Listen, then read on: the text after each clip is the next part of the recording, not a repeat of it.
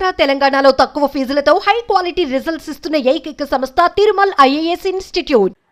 అల్లూరి సీతారామరాజు జిల్లా మారేడుమిల్లిలోని జలతరంగిణి జలపాతం వద్ద విషాదం చోటు చేసుకుంది. జలపాతాన్ని సందర్శించేందుకొచ్చిన ఎంబీబీఎస్ విద్యార్థుల్లో 3 గల్లంతయ్యారు. ప్రమాదవశాత్తు జలపాతంలో 5 విద్యార్థులు కొట్టుకుపోగా స్థానికులు 2 కాపాడారు. గల్లంతైన 3లో 2 మృతదేహాలు లభ్యమయ్యాయి. గల్లంతైన వారిలో 2 యువకుడున్నట్లుగా తెలుస్తోంది.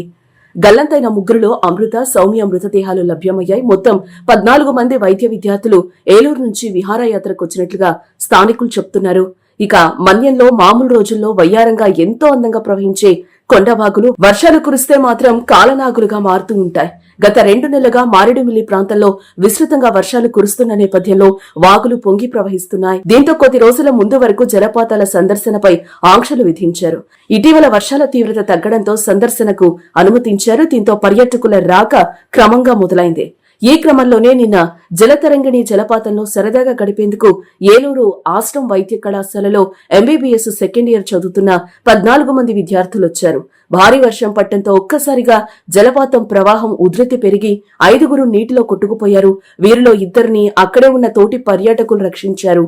మిగిలిన 3 విద్యార్థులు గల్లంతవడంతో విహారయాత్ర విషాదకరంగా మారింది. భారీ వర్షంతో ఒక్కసారిగా వాగు పొంగడమే ఈ ఘటనకు కారణంగా తెలుస్తోంది. వర్షాలు కురిస్తే మారేడుమిల్లిలోని పాములేరు, సోకులేరు వాగులతో పాటు జలపాతాలు, కొండవాగులు ప్రమాదకరంగా మారుతూ ఉంటాయి. గతంలోనూ అనేక మంది పర్యాటకులు మృత్యువాత పడిన ఘటనలు ఉన్నాయి. మారేడుమిల్లి మండలంలోని జలతరంగిణి జలపాతంలో గల్లంతైన వైద్య విద్యార్థుల్లో సురక్షితంగా బయటపడిన రంపచోడవరం ప్రాంతీయ ఆసుపత్రిలో చికిత్స పొందుతున్న హరిణిప్రియ, గాయత్రి పుష్పలను ఎమ్మెల్యే మిరియాల శిరీషాదేవి పరామర్శించారు. వీరిలో హరిప్రియ పరిస్థితి విషమంగా ఉండటంతో రాజమహేంద్రవరం ఆసుపత్రికి తరలించారు. ప్రకృతి అందాలను తిలకించడానికి వచ్చిన వైద్య విద్యార్థులు గల్లంతవటం విచారకరమని ఎమ్మెల్యే అన్నారు. పర్యాటక ప్రదేశాల్లో రక్షణ చర్యలు చేపడతామని తెలిపారు.